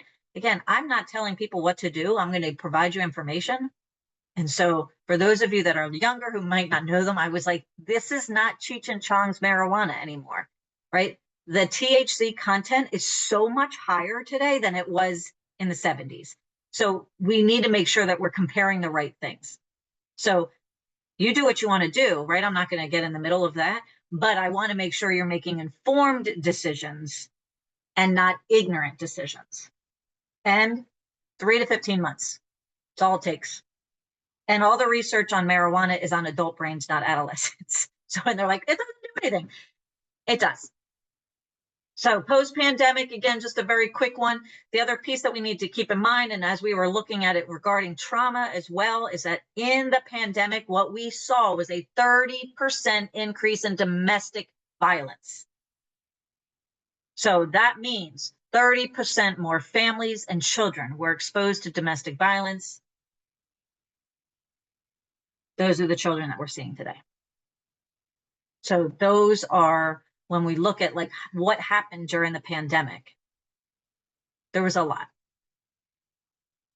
So here's our young adults. So again, those mental health and young adult needs. So 1 out of 3 young adults experiences a mental illness, and 1 in 10 experience a serious mental illness. So I used to say when I worked with adolescents exclusively, it was a perfect trajectory, right? So the kids and adolescents were kind of experimenting, and everybody was like, they're okay, I think. And I was like, oh, I don't know about that, right? Like these are all the things that we're working on.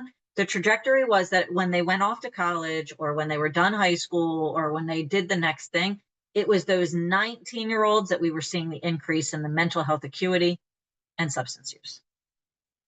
And so the prevalence of any mental health in those young adults have the highest prevalence compared to other older adults.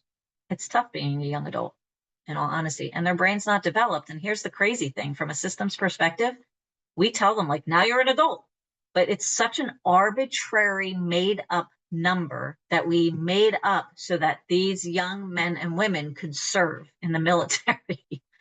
But their brain is no more developed at 18 than it was at 17. It's such an arbitrary number. So when parents would say that, like, I mean, I guess he's an adult now, he'll have to figure it out. I'm like, well, he's not, right? It's like 20s. So we still need you to be very present and help him develop that frontal cortex. They're not adults according to their brain. Society said they're adults, but their brain is still saying, we're not done developing. So I would keep that in mind as well. If you hear somebody that says that they're adults, they're going to make their decisions now, I'm like, well, they're not, because their brain's not done developing. So let's not be silly about that. So here's the past prevalence of any mental health, again, across the United States. And you are seeing the highest impacted age group, young adults. Substance use, again, young adults aged 18 to 25 had the highest percentage of substance use. So when I was saying, again, that adolescence, so hopefully this is going to be a trajectory too, right? We'll watch and see. Adolescents stabilize, but the young adults are increasing. So that was that trajectory that I was saying we have to pay attention to as it goes up. Vaping is another one right now that we are seeing that is very prominent around adolescents, which is then going to correspond to young adults. So another thing for us to be keeping an eye on. Trends to consider. So those fentanyl overdose deaths, adolescent drug fatalities have more than doubled. So we want to pay attention. And so again, it wasn't that high before.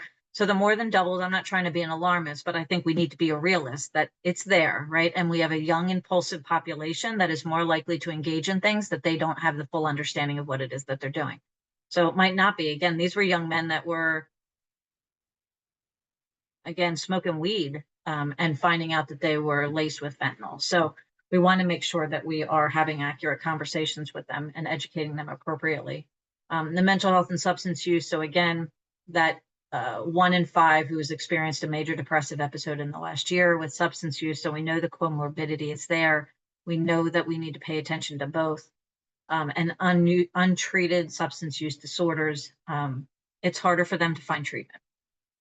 That's just the reality. And so sometimes, again, we turn a blind eye. So, you know, the way that I used to phrase it when I worked with adolescents is that my job is not to tell you what to do. My job is to give you as much information as possible, because I do know their brain is working actively, right? I know that they have the capacity.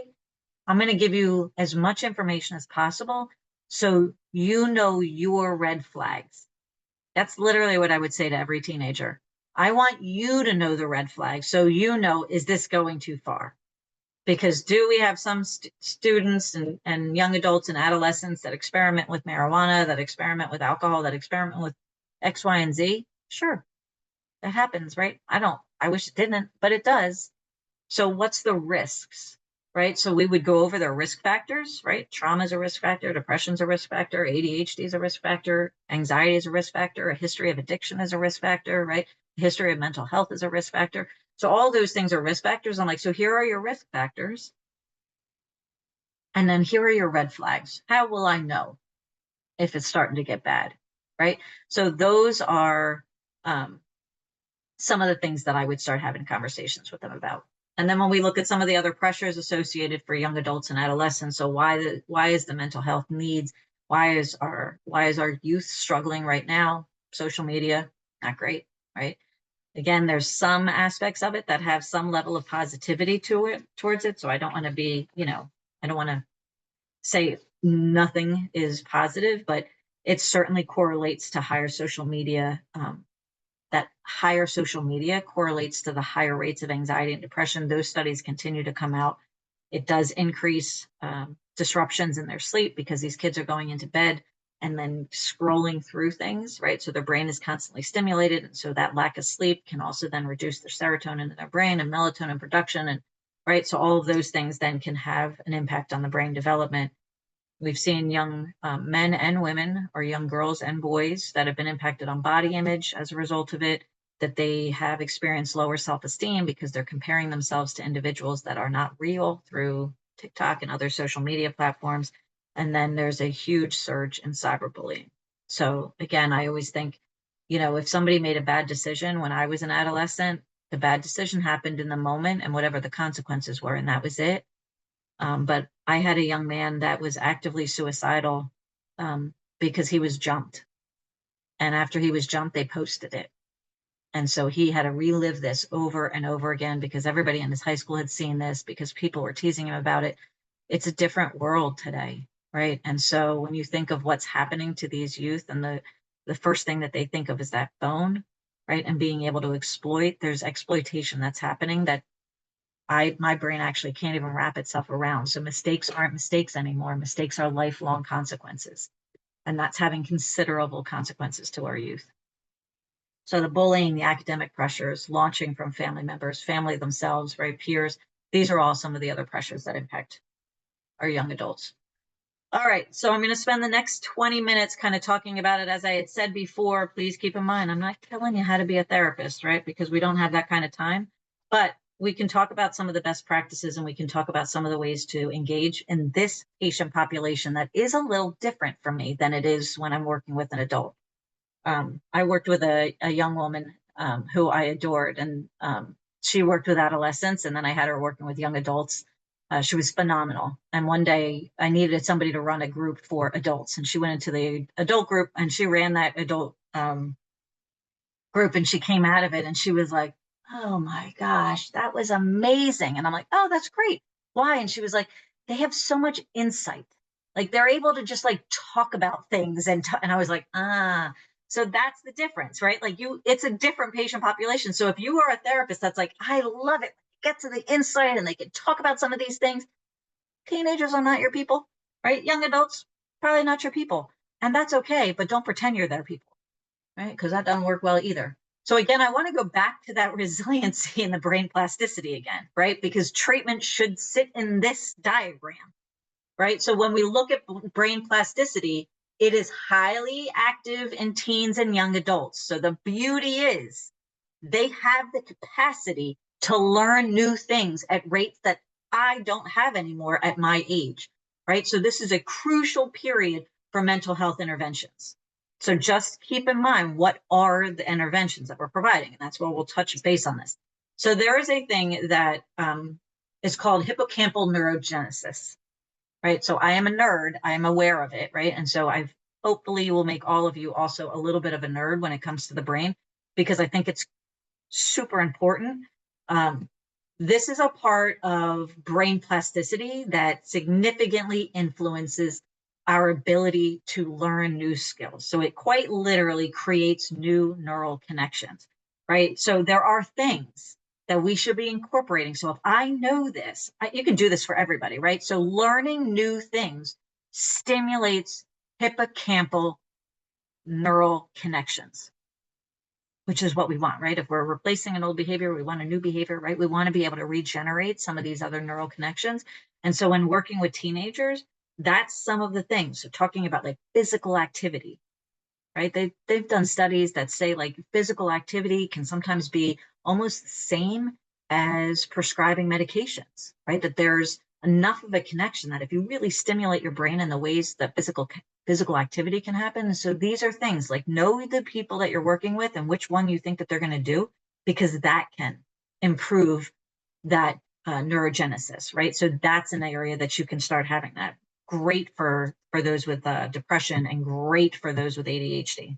Great for everybody, but learning something new as far as exercise, learning something new that's going to be like them putting together a plan. Cognitive training.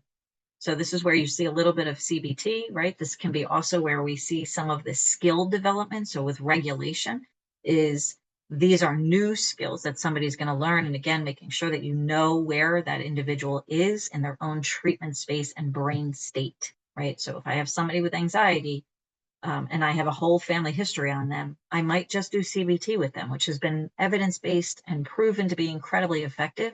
But if somebody has the inability to get regulated due to trauma, I might do something a little bit different. But learning new skills will develop the brain, right? So it'll tap into that plasticity. Mindfulness is incredibly useful for hippocampal neurogenesis. So that is another area that it can increase. So those are really great practices. Again, mindfulness should look different for somebody that is struggling with some mental health versus somebody that has a long history of trauma. Inside mindfulness can be incredibly distressing for somebody that has trauma, and so it's not recommended. And then environmental and social interactions. So again, you get somebody connected to things that they enjoy, right? So somebody had said extracurricular activities, absolutely. You get them excited about doing different things. It increases their brain's plasticity. And that's what we're trying to do, right? Grow their brain's ability to be able to tolerate the world differently. All right. So then to start, let me say this. I know I keep saying it over and over again, but the relationship matters the most. So if you don't like teenagers or young adults, and if you're here on this call right now being like, I don't know if I do, then you don't, right? Because I think when somebody likes teenagers and young adults, they know it because they love them, right? Doesn't mean that they're not difficult to work with, doesn't mean that you're not realizing like, that was a tough day, but you know it. So if you're on the fence, then you're not over that side yet. And so I'm going to strongly encourage, unless you really love that population, it's not your population because they are so attuned to you. And so they will discount you. So this idea of compassionately curious, this was somebody that coined it for me, right? Which I love because I always said like, I'm just curious. So I would say it all the time. And so one of the kids actually said, he was like, you know how I would describe you? He's like, you're compassionately curious. And I was like, that's a fantastic phrase. So I give it all to you. Be compassionately curious. So when somebody's smoking weed all the time, I'm like, so here's the thing. I'm super curious. And then telling me, Trish, it's not bad for their brain. It's not bad for me. And I'm like, okay. And I'm like, so I'm curious, like, where did you hear that? Like, where do you hear that it's not bad for your brain? Because I hear things that are different. So maybe you show me where you're reading it and I'll read it. And can I show you what I'm reading that says this isn't great for your brain, right? So that's like the compassionately curious is that I just, and I am genuinely curious. Like I am fascinated with some adolescent behavior. So I am very curious. I'm like, why did that happen? Like, how did that? So that's what you need to start with when you're working with them. Don't move too fast. So there's a lot of people that are like, I'm trying to get to the root of this. And I'm like, no, they're not going to do that with you, right? That's too fast for them. And so I would slow it down with them and build the relationship first and then be authentic. If you are faking it, there is no better population to call you out than adolescents and young adults. And so one of my favorite stories. So I worked with this young man who may or may not have been in a gang, nobody's business, right? And so he was 6'2", very strong young man, right? And I had been working with him, but I was leaving my organization. And so I was trying to transfer him to a new therapist. And he was an adolescent. So he was being an adolescent. And so he went in there and he was angry that I was leaving and he was angry that he was meeting this new therapist. And he asked, are you afraid of me? She said no. And so he engaged in some behaviors to make sure she was, because he was like, you're a liar. And so that a lot of people would find offensive that he did that. And I was like, I mean, I get it. Like, you should have just said, you know what? I'm trying to figure it out. You should have said, if you are a little, like, just be authentic, be truthful. Because when you lie to a teenager, you're done for them. And so that authenticity is so critically important. I cannot emphasize that enough. You have got to be transparent and you have got to be authentic. And if you don't like them, they will wreak havoc. That's the reality, because that is what they are known for, right? So especially if you're looking at some of the higher risk, right? So not the same. Like if my daughter goes to therapy, she's not creating havoc, right? I'm not worried about that. But if you're working with some higher risk, when you're working with individuals that have had trauma or some significant mental health or substance use, be aware, right? And make sure that you're being truthful and make sure that you do genuinely like them, right? Because they're going to be provocative, because they're going to say things, because they're going to do things, because this is how they test their own limits. This is how they're trying to figure themselves out. And so I will caution that to you, to make sure that you really like them, because that is the foundation. Make sure that your relationship matters. Make sure you genuinely like them. And again, as a family therapist, whenever I worked with an adolescent, which then meant I always worked with their family. I didn't work with teenagers alone, right? I might individually, but then I always brought the family in. There was never a time that I couldn't call that family to tell them something I genuinely adored about their child. So this could be a kid with aggravated assault charges that just came out of the judicial system. And I found something that I was like, I love that about you, right? So that when I'm talking to the families, I'm like, gosh, your son, he's so funny. Like, he is so endearing in these areas. Because if you can't find those, then you're not the right therapist. And I'm not judging it, but they need people that see them, believe in them, and so does the family. So just know your population. And if this is not your population, totally okay. But don't pretend it is. So the strength-based approach. So again, when you're talking about what do you need to do, this should be for everybody, if I'm being honest, but this is critically important for those that are adolescents and young adults. So give straightforward directions, be very clear, use models, vary the material in the way that you provide them information and context, right? Provide them something that is different. I mean, there have been plenty of times that I worked with young adolescents with significant trauma that I could see them getting dysregulated and literally would slide my chair back, grab a ball, and start playing handball with them. Like, I'm like, catch with your left hand, right? Like, you've just got to be able to change directions relatively quickly. Because if you try to sit in a session for an hour, particularly for those that are higher risk, they're probably going to do something disruptive in your office, or they're just going to stop coming, right? Because they can't do that. So making sure that you are paying attention to them and engaging them appropriately. Explore opportunities to develop their competence. They have to see successes. So that was a huge lesson that I had with one of the therapists that I was supervising when we had adolescents, because she was measuring his success, or all of these young men's success, on their urine drug screen. And I'm like, you are missing 90% of this young man. And I'm like, stop doing the hardest thing. That's what he's here for. He's struggling with that. But all of these other things, I'm like, when was the last time he skipped group? She was like, he hasn't skipped group in like a couple of months. I'm like, okay, so focus in on that. He needs to see he's making progress. You have to build his competence. But if you keep telling him the things he's not doing well, how is he going to get better? So that was a pivotal shift for her, right? So we have to, and this is incredibly important for this younger age. They have to see that they are competent, because they are filled with a world that is telling them that they are failing. So important for this age. And then incorporate decision making. So there was times that I was like, they'd come in, they were like, so I'm gonna get some edibles and I'm gonna go to a concert, or I'm gonna go out this weekend. I'm like, I don't love that choice, right? So I'm like, can we talk about it? Can we talk through some of these things and like talk about the risks and what happens if we get caught and what happens if, and so we did. And there was times that I had to allow them decision-making rights. because I actually need them to start using that cortex. So if I just tell them what to do, they're not using their cortex. So within the reins, right? Certainly if somebody was engaging in something that I thought was going to cost them their lives or put somebody else's life at risk, obviously all bets are off. But sometimes those hard decisions, I need them to be a part of. And sometimes they're going to make the decisions that I'm like, oof, not the one I would make, so that when they come back, we can talk about it. So they have to be part of it.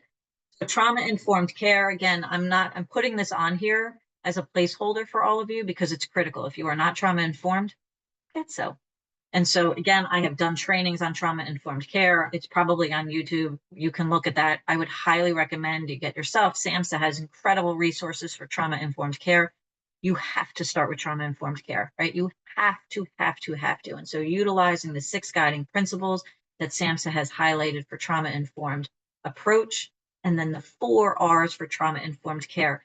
I do trauma informed care for every single person I ever come into contact with, whether or not I think they had trauma, because it's actually just good human care and consideration, right? So helping somebody realize the symptoms, helping your organization, helping yourself realize and understand the widespread impact, because that allows you to get a bigger vision. So if I understand and realize it, then I can actually, so somebody doesn't have to tell me that they've experienced trauma. I can look at community violence. I can look at ongoing systemic racism. I can look at their family history. I can look at like bullying. I can look at cyberbullying. I can pull this back to have a realization of what trauma can look like. It doesn't all look the same. So that's where we have to come in and make sure that we have a better understanding of what trauma looks like. So if you are not trauma informed today, I would highly encourage you to get as much trauma trainings as you can. Right. And then recognizing those warning signs. So that's what I pay attention to. I don't pay attention to diagnoses. I pay attention to warning signs. What does it look like when somebody gets triggered? What does it look like when somebody's feeling one way and starting to be activated? Right. That's part of it. The responding, the resisting, re-traumatizing. I think when you become more trauma informed, you automatically resist re-traumatizing individuals. But when we reenact, we are re-traumatizing. When we react, we are re-traumatizing. And then setting the tone. So again, I'm going to spend just a minute on this, and then I'm going to hit a couple of some of the more profound, and then I will leave the last 5 minutes for any additional questions. But focusing in on safety and trust. So here's the thing that frustrates people a lot with young adults and adolescents. They say they don't trust anybody. So when I hear somebody say that, I already know there's trauma. So the second somebody says to me, I don't trust you, I don't trust anybody, I'm like, okay. I'm like, you don't have to. That makes sense. And so then I actually focus in on establishing the trust. That's it. So, and the more somebody's probably experienced trauma, the more I'm going to focus in on that. It's easier. So I keep using my daughter, right, as a reference. If she were to go to therapy, she probably would be able to establish a trusting, safe relationship pretty quickly. But for some of those that I've worked with, they didn't. And so again, in a very simple example of like, we don't have to jump through all these hoops, right? It's not that complicated to just be present. So I used to have all of the little figurines from Inside Out. This was before the second one, right? This was years ago. And so I had them just on my desk, right? And I had a young man that came in so angry that he was having to come to therapy, didn't want to be there. I get it. And said, I don't trust anybody. Fair. So I kind of just put everything down. I just started having a regular conversation with him, was like, I'm just going to take a minute, right? We're going to get to this in a second, but let's just take a minute.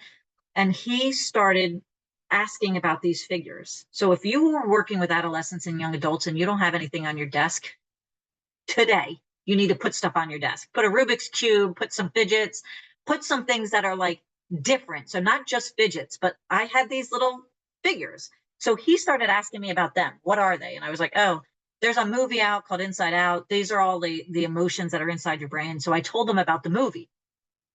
And so he was like, so each one of these is one of your emotions? And I was like, yeah. So it's like, which of these is driving your brain, right? Like which of these is driving the car of your brain? That's kind of how I said it. It's like one of them is, right? At any given time, one of those is the driver and the others are passengers. So it's just a matter of what's going on in your life, that which is which. And so we continue to have a conversation because all I care about is building safety and trust for him. I don't need to push him. And he starts putting them in order. anger first. He didn't know what to do with disgust. So disgust was probably last because he was like, what the hell is disgust? I'm like, eh. And so he started putting them in order. I didn't ask a word about it because I knew he would be embarrassed. He was like a 17-year-old young man that was playing with these little toys. So I didn't ask, but I noticed. And then every time he came in, he moved them. There's my trust. So he started. So eventually I actually said, what's the meaning behind you moving? Now, I wouldn't do this for an adult. I could, I guess, right? But for a young adult, he's embarrassed by some of these things. But he's telling me in his own way that he's starting to feel safer. So he was telling me when he put fear, right? Sadness. Because I'm telling you right now, for the first 2 months, anger was always first. And it wasn't until he moved it that I finally said, what's the meaning behind why you move those in different positions? Do you mind sharing that with me? I mean, you don't have to, but I'm just curious. And maybe there's no meaning, right? I'm just going to give him as much space as he needs. Focus on that. That's your priority, particularly for this age. Understanding the developmental needs, right? The adolescent and the young adult brain. If you don't understand their brain, then you have to. Let me just say it that way. Then you have to, right? Involving families is critical. Not only family therapy, but like parental support and education, because some of the parents are doing the best that they can, but they're doing it based on what they had. And so if you're trying to change things, empower them. I'm not angry at a family for doing some of the things that's going on because I understand how this works. And so I continue to engage them. I empower them. As I told you, I never called a parent without first starting with saying what I genuinely adored about their child. And I also always told them, you are the expert of this child, not me. So I need you. Like, I'm going to be able to help them with figuring out some of these other things, but like, you're critically important. You're the most important person in his life. So I made sure that they felt needed and important too. Right. Then I added the skills based on where they were and then addressing those specific needs. So what was it specifically that they needed to address? So here are the therapies in these last couple of minutes. The reason why I saved it for the last is because you can all research what they all are, right? But CBT, so when we talk about what are evidence-based practices, CBT, but making sure that if you have a highly dysregulated, distressed teenager, I did not use a lot of CBT early on when I was working with some of these young men because they had so much trauma that me trying to get them to like think through the consequences of them not attending math class was silly. Right. And so disconnected, like out of touch. So I didn't, but I could eventually get them there. Right. But I didn't in the beginning. I established safety. I worked on a lot of regulation and a lot of recognizing. That's what I focused most of my time on in the beginning. And then you can incorporate CBT. If you're working with adolescents in a private practice that do not have that level of history, CBT is amazing. It's a terrific application to be able to, and very well established and researched. So it's an amazing tool to be able to provide them, but just know the kids first. Dialectical behavioral therapy, ton of research on this as well. They even have the multifamily dialectical behavioral therapy that you could do with the families, which I've done, which was also incredibly empowering for families and the adolescents to have to do the work together, right? That's that walking the middle path. So if you do add a multifamily DBT, you walking the middle path is added. So that is not in the original DBT manual because that's specifically for the adults, but that walking the middle path is part of the multifamily. And so I spent a lot of time, if I'm going to be honest, I spent a lot of time on emotion regulation and distress tolerance.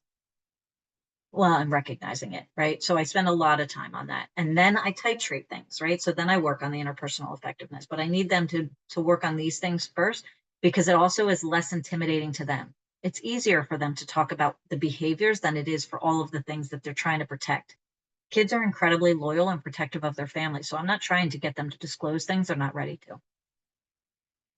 Motivational interviewing, another evidence-based practice that is incredibly effective for adolescents. You could probably argue this is some of where the, compassionately curious is, because I am exploring their ambivalence. Like, why is that there? Like, what's going on with that? Like, what, when did it start? How do you feel about it? What would you want to see different? right? So that intrinsic motivation, I very rarely tie it to the motivation to change the behavior. Like, so I'm not trying to get somebody to be intrinsically motivated to stop using drugs or to stop engaging in self-harm. I'm trying to get them to be intrinsically motivated for what's the end game. Oftentimes it's their family. If I'm being honest, right? When things go better, they feel better connected to the family. But if I haven't involved the family, then they don't have that piece because it's hard to get them to be internally motivated to stop using a substance that they enjoy. So I normally will pivot a little bit for there and help them to tie that to that. The reflective listening, I would use the compassionately curious more than the reflective listening. My experience is that when I reflectively listen to adolescents, it pisses them off. They're like, I just said that. Why are you saying it again? So I don't do that. That's where I'm more curious. I ask a question based on what they say rather than reflecting back what they just said, because they don't love that, at least not the ones that I've worked with. And then I'm supporting their autonomy. So I want to involve the families, but I want to make sure that I'm supporting their autonomy, and I need the family to also do that. I know you want to tell them what they need to do, but I need you not to, and here's why. So that's helping them understand that. And then the family work. When we heal the family, we heal the child. I say this to all the families as well. You don't need me, right? When you're okay, they're okay. So I'm going to give you all the information that you need to help them so that they can kind of continue to heal collectively. And so involving families isn't just support, that is part of the intervention, right? That reconnection, the connection is key. And so there are different ways that you can involve families, multifamily DBT, IFS, right? Regular old school family therapy, whatever that is to you, right? Attachment-based therapy. There's a lot of different family therapy programs. And again, as a family therapist, if you are not schooled in family therapy, I encourage you to get more education before you experiment with it, especially with adolescents, because otherwise it will go the wrong way. So I would make sure that you have some support, supervision, or education in doing some family work before you do it. And then a delicate balance. So this will be my last slide. So making sure that you have full transparency, helping them to understand your role, being brutally honest. So when they say to me, don't tell my PO or I'll go to jail, I'm like, I'm going to have to tell your PO. Like, what are we doing here? So I'm transparent from the moment that they meet me. Listen, I'm not colluding with anything. So I'm going to keep doing the things that are in the best interest of you. But if I don't think that you should be going and getting incarcerated, then I'm going to have a conversation with your PO so that we can have an honest conversation, because I don't expect perfection out of you. And if your PO does, that's crazy. So let me have a conversation with your PO so we can make sure we're setting up realistic expectations and not something that is never going to be attainable, right? But I'm not going to collude. That's craziness. So making sure that you're doing that. And always, if you're working with young adults and adolescents, monitor the person of the therapist. Check in with yourself. Make sure that they're not pissing you off. Make sure that you're not getting agitated. Make sure that you're not getting teed off. And so again, I'm going to thank you. Don't forget to sign up for next month with Rhonda and Audrey talking about ASAM and Locust. If there are any questions I didn't get to, I will attempt to email them out. But thank you again for your time and your consideration for today. Good luck with all of the work that you are continuing to do. I appreciate it.